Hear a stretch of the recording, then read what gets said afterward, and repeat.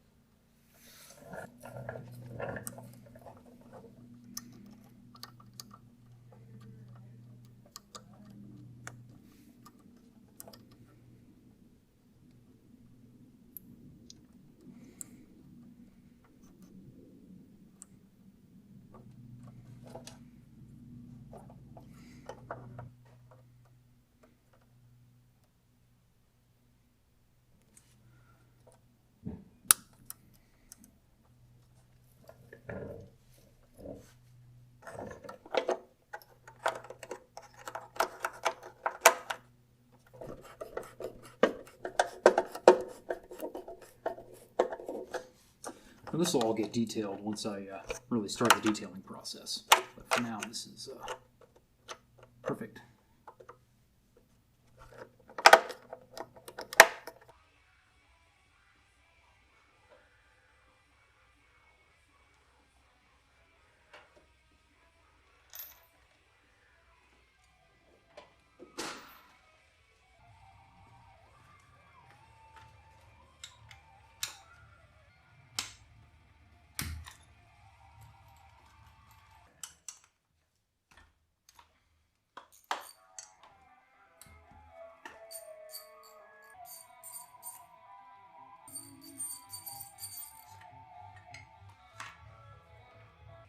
Ooh, it's so juicy.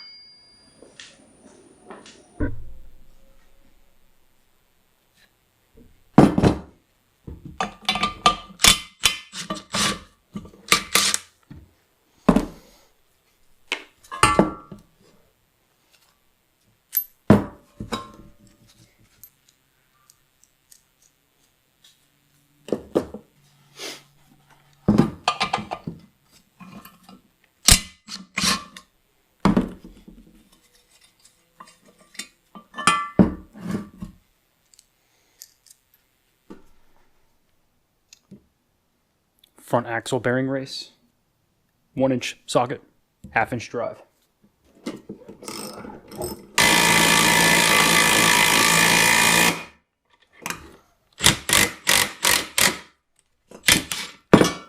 I want to preface something here.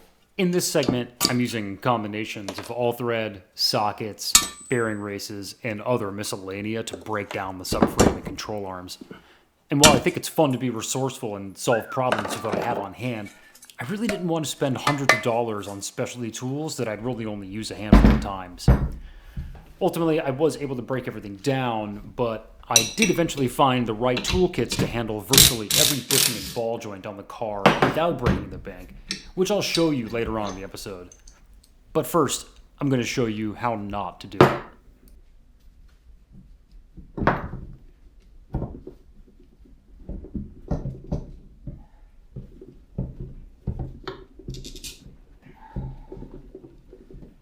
Sure do limit the movement.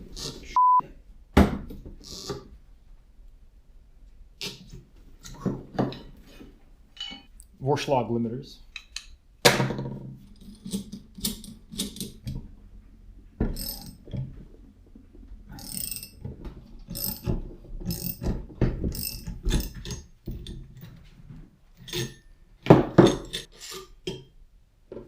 These are relatively new. They're only, I don't know, 4 years old.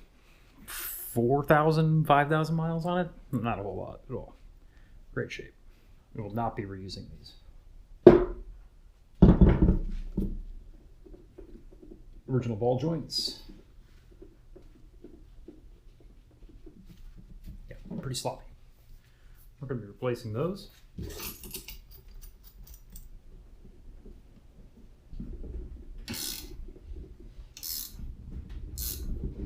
Felt something go. There we go. Can't believe that 3/8 rod did not just fucking disintegrate.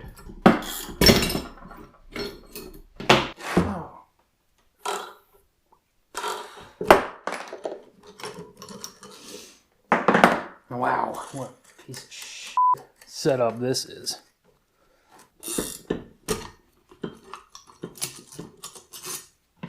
Please don't hit my face or my car. Jesus.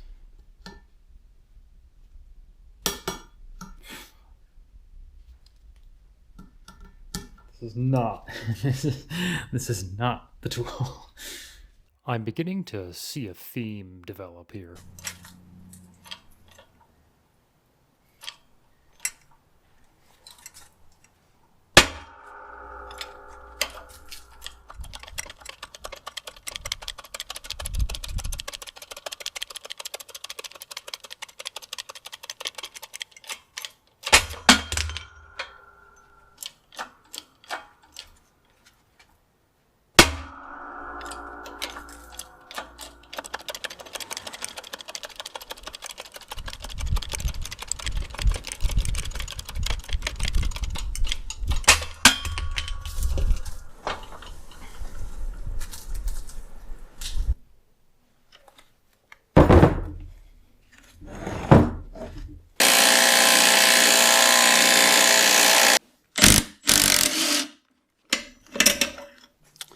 This is not the diff bushing from my car.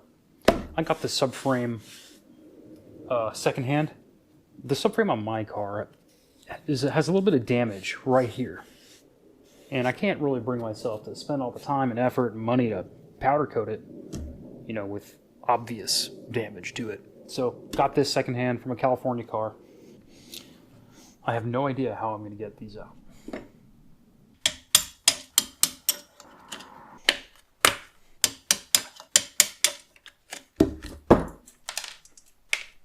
Sweet.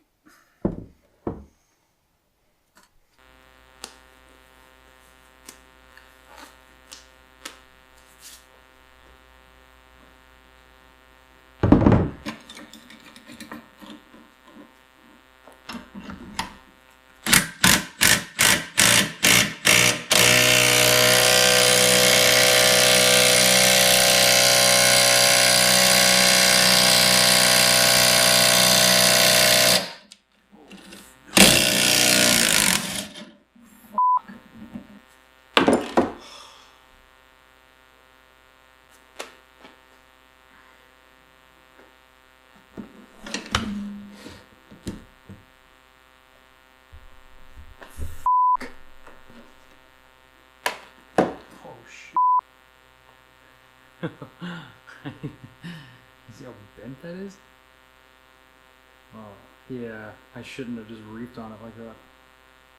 Oof. Yeah, you shouldn't believe everything you read on the forums. I was impatient, I didn't use the right tool, and ended up damaging the subframe that I bought to replace my other damaged subframe. Not to mention my rear trailing arm bushing tool. Also, sorry about the buzzy GoPro mic. I guess that also ties into our theme of using the right tool for the job. I think we're going to get the bushings out, and I'm just going to repair this. What do I have to lose? Absolutely nothing. I think we just grind that away and kind of fill that in. I think we should be okay. Once again, just use the right tool. Did you make this chisel? Yeah. Oh, sweet. Mm-hmm. It's made out of a piece of a spring, car spring. Nice. Yeah.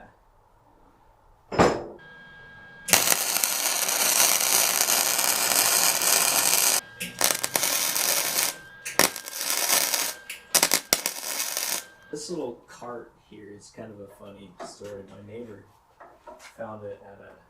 sister found it at a garage sale, and then I already had this cart, and I didn't want to have like 3 carts in the garage. Yeah, dude. Perfect. So I was like, well, let me just, pimp my ride and, put a cart inside of the cart type thing. But like for little welding projects, it's perfect because you've got this little table right here. You can just ground out to it. It's awesome. Yeah. What needs to bend, and where is the bend? Like that's the part that I'm struggling to comprehend, because like I think I see it actually. I've been looking for this for a while. So this side's good. This is the bent side. I totally see it. Right here. Yeah. Right there it's poking up, which is bringing this side in. Okay, well, why don't we try to... Been watching a lot of body shop videos on YouTube lately, so I know what I'm doing.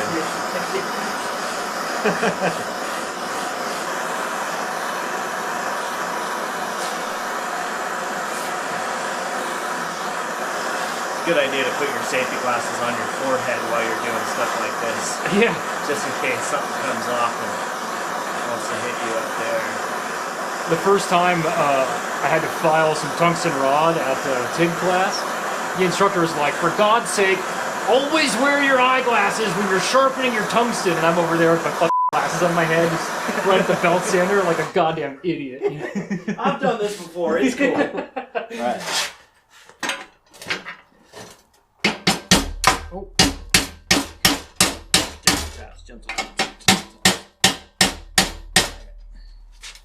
Ooh, yeah. She looks... It's in the ballpark now. It's coming. Yeah, it's coming. We got another...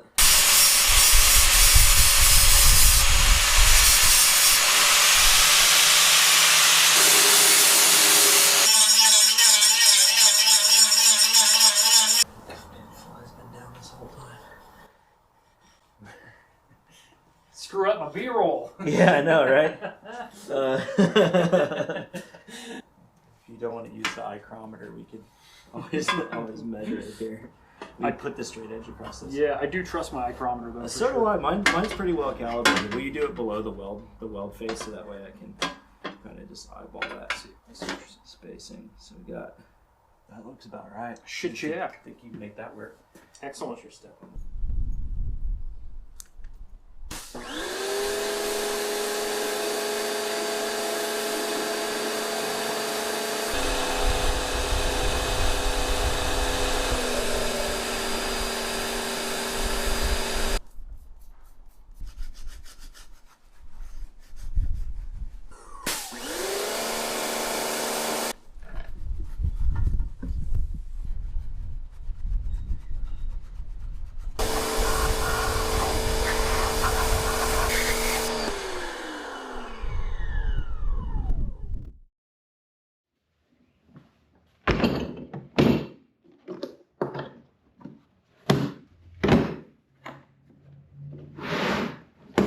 So now that you've just watched me flail using the wrong tools for about 15 minutes, I want to take a moment to show you what the right tools look like.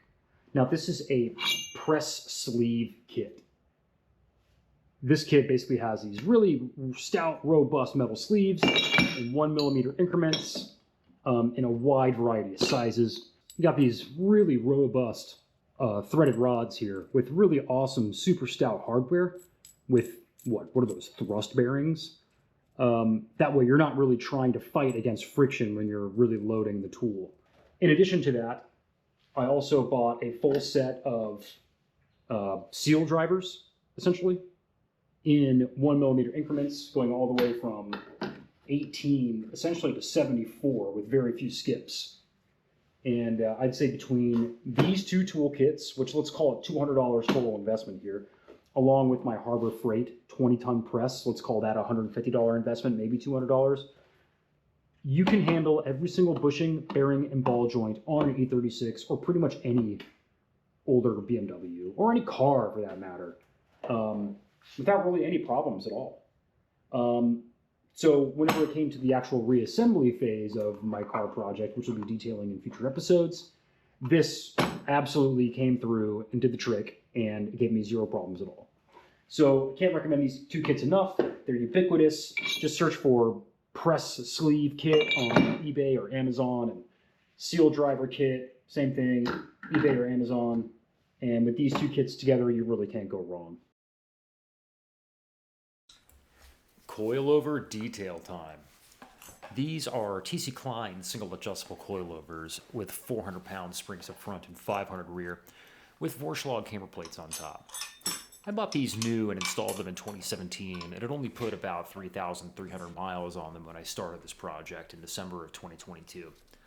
So needless to say, they're in excellent condition, but surprisingly dirty considering that the only time they've seen rain was during my track event at Circuit of the Americas back in early 2020. So the plan here is to break them down, clean them up, and reassemble. I'll keep this segment short and sweet, as my initial edit was over 25 minutes of just cleaning these coilovers, but I'll probably post a full-length video on this detail later. So here I'm using diluted simple green, by the way.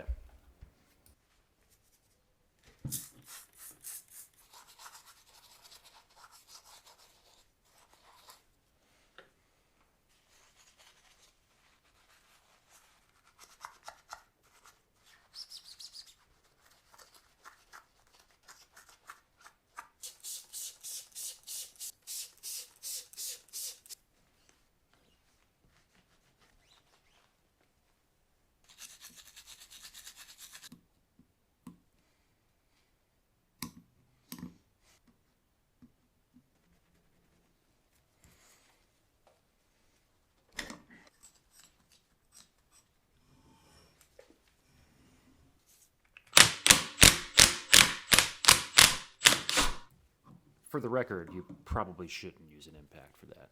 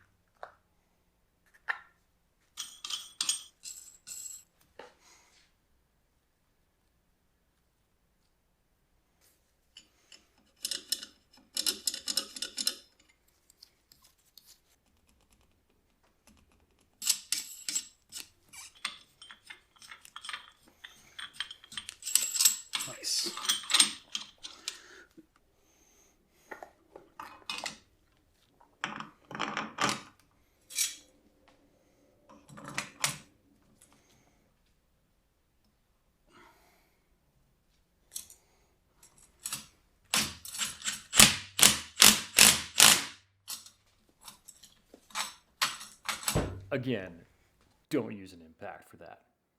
But now it's time for some really poorly recorded slow-mo segments of the finalized coilovers that turned out extremely clean. So enjoy.